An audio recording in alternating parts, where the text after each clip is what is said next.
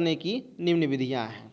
ठीक है, ठीक है। देखिए हमारे थोड़ा सा राइटिंग ठीक नहीं है, ठीक है, तो इस पर आप एक्सक्यूज मत करिएगा। आप जो नहीं समय आएगा आप कमेंट करके पूछ लीजिएगा, हम बता देंगे। ठीक है, तो देखिए यहाँ पर जो मेथड है, ये पहला मेथड आपके लिए है। ये उच्च शक्ति गुणक वाली मोटर के लिए प्रयोग द्वारा, सॉरी, जो उच्च शक्ति गुणक वाली जो मोटरें हैं उनको यदि प्रयोग करें तो यहाँ से हम लोग पावर फैक्टर को इम्प्रूव कर सकते हैं। ठीक ना, पावर फैक्टर को हम लोग इम्प्रूव कर सकते हैं, यानी शक्ति गुणक यदि अधिक होता, जिस मोटर की शक्ति गुणक अधिक हो, जैसे सिंक्रोनस मोटर, ठीक ना, इन सभी मोटरों को यदि हम यूज करें तो पावर फैक्टर बढ़ सकता है। ठीक है, ऐसे ऐसे मोटर। और दूसरी मोटर क्या है, दूसरा मेथड क्या है कि कला प्रतिकारिता जो मोटर है, यानी जो कला प्रतिकारिता मोटर है उसको प्रयोग करने से भी पावर फैक्टर बढ़ सकता है। ठीक है, तीसरा है कला अग्रकारकों के प्रयोग द्वारा, मतलब फेज एडवांसर द्वारा। किसके द्वारा? फेज एडवांसर द्वारा हम लोग पावर फैक्टर को इम्प्रूव कर सकते हैं। क्लियर है भाई? चौथा है संधारित्र बूस्टर द्वारा, यानी कैपेसिटर बूस्टर द्वारा हम लोग पावर फैक्टर को इम्प्रूव कर सकते हैं। ठीक है, और देखिए चौथा है स्थैतिक संधारित्रों का प्रयोग करके, मतलब स्टैटिक, ठीक है, स्टैटिक कैपेसिटर का प्रयोग करके हम लोग लाइन में पावर फैक्टरों को इम्प्रूव कर सकते हैं। पांचवा तो आप लोग देख लिए। छठा देखिए सिंक्रोनस मोटर का प्रयोग करके भी हम लोग, अभी तो जस्ट ऊपर में बताया, ठीक ना, इसको प्रयोग करके हम लोग सिंक्रोनस मोटर को सिंक्रोनस कंडेंसर के रूप में यदि यूज करेंगे तो पावर फैक्टर इम्प्रूव हो जाएगा। ठीक है, लास्ट है स्टैटिक VAR कंपनसेटर, यानी ये मशीन का जो नाम आपको मिलेगा SVC के नाम से आपको मिलेगा। ठीक है, तो ये देखिए सबसे इम्पॉर्टेंट देखा जाए तो इसमें से लमसम सभी है, बट हमारे सिलेबस के अनुसार से सबसे इम्पॉर्टेंट जो है, हाँ, ये आपका 5वां नंबर और 7वां नंबर, मतलब क्या है, स्टैटिक कैपेसिटर मेथड और स्टैटिक VAR कंपनसेटर मेथड। ये दोनों आपको पढ़ना है और यही दोनों इम्पॉर्टेंट आपके लिए है। ठीक है, तो हम लोग इस लेक्चर में इन्हीं दोनों के बारे में पढ़ेंगे। ठीक है, और जितने भी है उन सब के बारे में नहीं पढ़ेंगे। यदि जिसको ये इस चीज़ के लिए प्रॉब्लम होगी सर कि इसको क्यों नहीं, फेज एडवांसर क्यों नहीं पढ़ेंगे, बूस्टर क्यों नहीं पढ़ेंगे, तो आप लोग एक बार सलेबस में देखिएगा, केवल आपको दो ही चीज़ को पढ़ना है। ठीक ना, दो ही चीज़ को पढ़ना है। ठीक है, तो उसी दो चीज़ के बारे में पढ़ेंगे। यदि आप लोग को लग रहा है कि सर और कुछ है तो आप लोग उसका स्क्रीनशॉट भेजिएगा। ठीक है, मैं उसको भी आपको दिखाऊंगा कि हाँ यदि है तो मैं पढ़ाऊंगा, लेकिन हम जहाँ तक देखे हैं उसमें आपको यही दो चीज़ें हैं। ठीक है, चलिए तो आते हैं, पहला हम लोग पढ़ते हैं। पहले में देखते हैं क्या है, पहला पढ़ेंगे हम लोग स्थैतिक संधारित्र द्वारा, मतलब बाई यूजिंग स्टैटिक कैपेसिटर द्वारा। ठीक ना, तो ये देखिए होता क्या है, देखिए क्या है, इस विधि में संधारित्र को स्टार या डेल्टा में जोड़कर लाइन के समांतर में जोड़ देते हैं। ठीक ना, लाइन के समांतर में जोड़ते हैं, इस विधि को कैपेसिटर बैंक भी कहते हैं। ठीक ना, देखिए जो बेटी यूपी है, ये जो आजकल सबसे अधिक प्रयोग हो रहे हैं मेथड पावर फैक्टर इम्प्रूव करने के लिए, उन्हीं सब के बारे में पढ़ने के लिए प्रेरित कर रहा है। केवल वही सब टॉपिक दे रहा है जिससे कि आगे जा सके। हाँ, मतलब जो हमारा सिस्टम है जो आप पढ़ें उसका यूज कर सकें, क्योंकि आज मैक्सिमम देखिए कैपेसिटर बैंक यूज करते हैं, तो ये कैपेसिटर बैंक मेथड ही है। ठीक ना, कैपेसिटर बैंक मेथड है। और दूसरा आप हम लोग पढ़ेंगे जो भी, हाँ, SVC पढ़ेंगे। ये देखिए क्या है कि थारिस्टर कंट्रोल मेथड के अंतर्गत आता है ये, तो थारिस्टर कंट्रोल मेथड के अंतर्गत आता है। तो समझिएगा थारिस्टर आज के ज़माने में कितना है, हाँ, ये ऑटोमेटिकली कंट्रोल कर लेता है। ठीक ना, या ऑटोमेटिकली इसका ट्रिगरिंग करके इसको कंट्रोल कर सकते हैं। ठीक ना। तो आजकल मैक्सिमम ये कैपेसिटर बैंक मेथड और ये ऑटोमेटिक कंट्रोल करने के लिए ये व्यवस्था हमारे चल रहे हैं, ठीक ना। इसका 2-3 लाभ होता है, पावर फैक्टर इम्प्रूव भी करता है, प्लस इसको हम उसके पावर को कंट्रोल भी कर सकते हैं, ठीक ना। ये पावर फैक्टर अधिक हो रहा है तो उसको हम मेंटेन भी कर सकते हैं, हाँ, या सिस्टम को स्टेबल ही बना सकते हैं। चलिए आगे हम पढ़ेंगे इसके बारे में, एसबीसी के बारे में। तो हम लोग पहले पढ़ लेते हैं स्थैतिक संधारित्र जो हमारा, ठीक है ना। तो ये बातें आपको समझ में आ चुकी होगी। इस विधि में संधारित्र को स्टार और डेल्टा में जोड़ करके लाइन के समांतर में जोड़ देते हैं। इस विधि को कैपेसिटर बैंक मेथड भी कहते हैं। मतलब इसका समझ लेते हैं एक बार।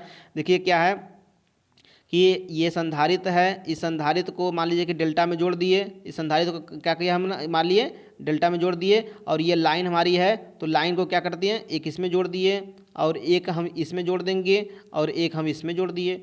तो देखिए जो लाइन थी वो लाइन में जुड़ गई, सब सारी चीज़ें हमारी क्या हुई, ये हमारा क्या, ये डेल्टा में जोड़ के डेल्टा में जोड़ करके इसको लाइन में जोड़ के लाइन में किस में जुड़ा, ये देखिए किस क्रम में जुड़ा हुआ है, ये समांतर में जुड़ा हुआ है ना, ये देखिए इसमें समांतर में जुड़ा ना। तो इस प्रकार से हम क्या करते हैं, इसको स्टार या डेल्टा वाले डेल्टा में जोड़ करके इसको हम क्या लाइन के समांतर में जोड़ दिए, यही बातें बोली गई है। इसी को हम कहते हैं कैपेसिटर बैंक, इसी को हम कहते हैं कैपेसिटर बैंक। स्टार डेल्टा मतलब स्टार कनेक्टेड कैपेसिटर बैंक या delta connected capacitor bank. Clear बस ना, ये हो गया। तो कैपेसिटर बैंक के बारे में आपको क्लियर हो चुका होगा कि कैपेसिटर बैंक होता क्या है, या स्टार कनेक्टेड होता है या तो डेल्टा कनेक्टेड होता है। तो स्टार कनेक्टेड और डेल्टा कनेक्टेड के बारे में हम लोग देखेंगे, लेकिन दोनों का काम यही होता है कि पावर फैक्टर को इम्प्रूव करना, दोनों का काम होता है पावर फैक्टर को इम्प्रूव करना। अब देखिए क्या है, इस विधि से पावर फैक्टर संशोधन में सप्लाई की शक्ति और संशोधन के बाद की शक्ति बराबर होती है। मतलब देखिए कहने मतलब ये हुआ कि इस कैपेसिटर बैंक मेथड से यदि हम पावर फैक्टर को हम इम्प्रूव कर रहे हैं, संशोधित कर रहे हैं, तो जो सप्लाई शक्ति होती है, सप्लाई पावर होती है, वो पावर और संशोधन के बाद जो पावर होती है, दोनों पावर यानी सप्लाई के समय का पावर और सप्लाई के संशोधन के बाद का पावर, दोनों क्या होते हैं, बराबर होते हैं, कम बेसी नहीं होते हैं। नहीं कि यहाँ पर हमारा 2 किलोवाट हो गया पावर और यहाँ पर क्या हो गया हमारा संशोधन के बाद 3 किलोवाट हो गया, ऐसा नहीं होता है। 2 किलोवाट है तो 2 ही किलोवाट होगा शक्ति हमारा, ठीक है ना। क्लियर बात में आ रही है, ये होगा क्लियर। अब देखिए ये तो बातें आपको समझ में आ चुकी होगी। यदि सपोज कर लेते हैं हम लोग, यदि संधारित्र द्वारा दिया गया शक्ति, संधारित्र द्वारा हाँ दिया गया शक्ति हमारा क्या पश्चगामी के रूप में देते हैं सप्लाई शक्ति हमारी, तो उसको मान लेते हैं QC। और क्या है, क्या Q1 क्या है, लोड द्वारा ली गई शक्ति, यानी क्या है, ये लोड द्वारा ली गई शक्ति है Q1, ठीक है ना। जैसे मतलब समझ सकते हैं आप लोग कि ये क्या है, ये हमारा लोड है, ये लोड है, ठीक ना। लोड को हम कोई शक्ति दे रहे हैं तो इसको मान लिए Q1, ठीक ना। लोड को शक्ति दिए तो उसको मान लिए Q1, और जो यहाँ से सप्लाई शक्ति दिए, जो यहाँ पे क्या होता है, एक सप्लाई शक्ति होती है, उसको मान लिए हम Q2। तो देखिए यहाँ पर क्या हुआ, लोड को शक्ति हमारा Q1 हो गया, इसको शक्ति दी है तो Q2 हो गया, और इसके बाद क्या बीच में हम कैपेसिटर बैंक लगा दिए। यहाँ पर लोड से पहले हम क्या कर दिए, कैपेसिटर बैंक लगा दिए। तो अब जो लोड को शक्ति मिलेगी यहाँ पर, या इसके बाद लगा दे कैपेसिटर बैंक, यानी आउटपुट में लगा दे इसके, तो यहाँ पर जो यहाँ पर क्या होगा, इसकी आगे यानी कैपेसिटर बैंक के जस्ट आगे वाली जो शक्ति मिलेगी, वो जो शक्ति होगी हमारी कितनी होगी, QC बराबर क्या होगा, Q1 माइनस Q2। मतलब जो लोड को शक्ति दिए और जो सप्लाई शक्ति थी, दोनों का अंतर क्या होगा, QC के बराबर होगा। और ये QC हमारा क्या होगा, जो सप्लाई शक्ति होती है उसके जस्ट बराबर होता है, ठीक ना। देखिए कैपेसिटेंस निकालना है कि लाइन की कैपेसिटेंस कितनी होगी, तो क्या होगा, यहाँ से भी हम लोग निकाल सकते हैं। क्लियर बात समझ में आ रही है। तो ये सब चीज़ें होती हैं, ठीक है। ये छोटी छोटी बातें हैं, इस चीज़ को आप समझ सकते हैं। यदि मैं फिगर से मैं समझाऊं तो फिगर से भी आप लोग देखिए स्क्रीन पर दिख रही होगी, फिगर से भी आप लोग समझ सकते हैं। ये डेल्टा कनेक्टेड है, किस कनेक्शन में है, डेल्टा कनेक्शन है। ये देखिए 3 फेज लोड है, 3 फेज लोड में इंडक्शन मोटर भी, 3 फेज इंडक्शन मोटर भी हो सकता है, 3 फेज ट्रांसफार्मर भी हो सकता है, कुल मिलाकर मशीन है हमारा, 3 फेज मशीन है, ठीक ना। तो यहाँ पर 3 फेज सप्लाई दिए, यहाँ पर RYB तीनों यहाँ से आया, इसको दिया गया, मतलब जो मोटर है या जो भी मशीन है आपको दिया गया यहाँ पर। तो यहाँ पर जो पावर फैक्टर है, यहाँ पर पावर फैक्टर कम है, यहाँ पर जो सप्लाई पावर फैक्टर क्या है, कम है। मैं किसी का मान लो 4 दे रहा है, या 0.5 दिया जा रहा है, या 7 0.7 दिया जा रहा है, ऐसे पावर फैक्टर यहाँ से जा रही है, यहाँ से पावर फैक्टर जो है इस हिसाब से जा रही है। अब लेकिन इसके और लोड के बीच में एक कैपेसिटर बैंक लगा दिया है, मतलब सप्लाई और लोड के बीच में एक कैपेसिटर बैंक लगा दिए। तो उस कंडीशन में क्या होगा कि देखिए सप्लाई मतलब इसको दी गई, और जो सप्लाई दी गई पावर है वो पावर क्या होगा, एक कैपेसिटर बैंक में पहले जाएगा। यहाँ देखिए ये कैपेसिटर बैंक है, इस डेल्टा कनेक्टर एक कैपेसिटर बैंक है। तो अब ये कैपेसिटर बैंक क्या करेगा, जो शक्ति लेगा, जो सप्लाई शक्ति होगा, इस शक्ति जो होगा ये लैगिंग होगा, लैगिंग यानी 0.5 0.6 4 जो भी, ये मतलब इतना इसका मान होगा पावर फैक्टर का। इस कंडीशन में लैगिंग कंडीशन में पावर फैक्टर कम हो गया। तो इस कंडीशन में देख रहे हैं कि कैपेसिटर जो पावर फैक्टर है वो कम है। तो अब क्या करेगा ये कैपेसिटर बैंक, उसी चीज़ को क्या करेगा, लीड करा करके, जब लीड कराएगा तो फाई का मान कम हो जाता है, जब लीड कराएगा तो फाई का मान कभी कम हो जाएगा। अभी मैं आपको एक मतलब एक क्या करें, फेज डायग्राम खींच के मैं दिखाऊंगा अभी आप लोग को। तो जब फेज डायग्राम खींच के दिखाऊंगा तो उसमें समझा दूंगा। तो यहाँ पर देखिए फाई का मान जब कम हो गया, फाई का मान कम हो गया तो कास फाई का मान बढ़ जाएगा। कास फाई क्या है, पावर फैक्टर। कास फाई क्या है, कास फाई के तो यही तो पावर फैक्टर है। तो पावर फैक्टर लास्ट में हमको क्या मिलेगी, ऑल ओवर संशोधित होकर मिलेगी, अच्छी होकर मिलेगी। क्लियर बस भाई ना। यानी यहाँ से जो सप्लाई दिए ये मतलब यहाँ पर जो होगा दशमलव मान लीजिए 7 है, तो पावर फैक्टर मतलब क्या है, पावर बैंक लगा दिए कैपेसिटर बैंक। तो यहाँ पर जहाँ जो शक्ति मिलेगी तो ये इसका जो हमारा होगा पावर फैक्टर, ये 0.8 या 0.9 या यूनिटी भी हो सकती है, ठीक है, यूनिटी भी हो सकती है। या तो यहाँ पर 0.3 रहे तब भी हमारे ये बढ़ा करके 0.8 0.9 या यूनिटी कर सकता है, ठीक है। ये होता है कैपेसिटर बैंक का काम, पावर फैक्टर को ये बढ़ा देता है। तो 0.3 है तो यहाँ पर 5 6 7 8 9 कर या यूनिटी है, मतलब एक जो होता है उसको यूनिटी कहते हैं पावर फैक्टर, ठीक ना। बढ़ा करके इन लोड को देगा। तो इसका आपको फ़ायदा मैं दिखा रहा हूँ, पावर फैक्टर बढ़ने का फ़ायदा मैं एक बार मैं आपसे डिस्कस करना चाहता हूँ।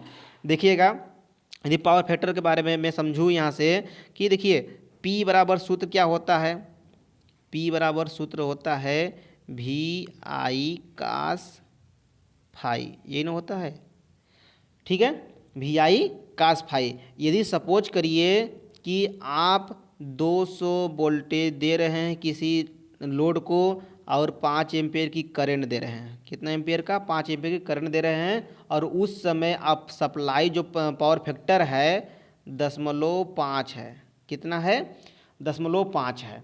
तो उस कंडीशन में देखिए 25 मतलब कितना, 5 दूना के 10 10 5 के 50, कुल मिला करके ये देखिए 10 5 के 50 और 2 जीरो यहाँ पर है, एक अंक पर दशमलव, मतलब 500 वाट आ गया आपका।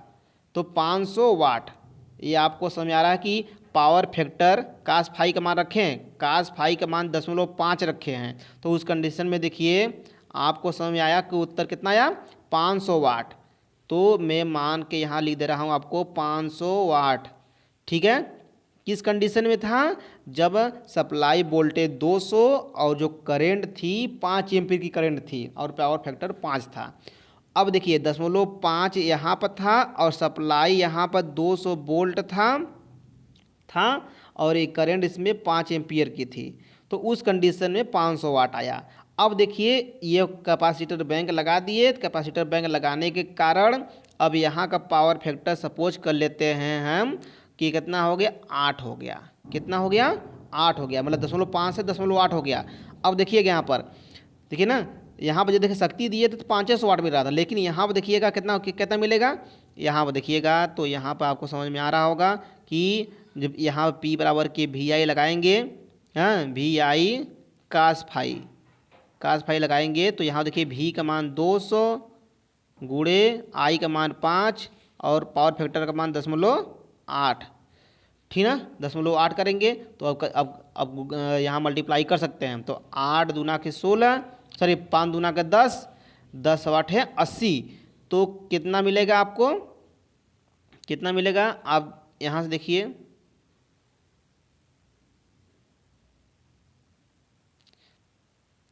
तो कितना था यहाँ पर, ये देख लेते हैं। यहाँ पर 200 मल्टीप्लाई बाई 5 इंटू 0.8, तो कितना हो गया था यहाँ पर, 5 दूना के 10, 10 8 है 80।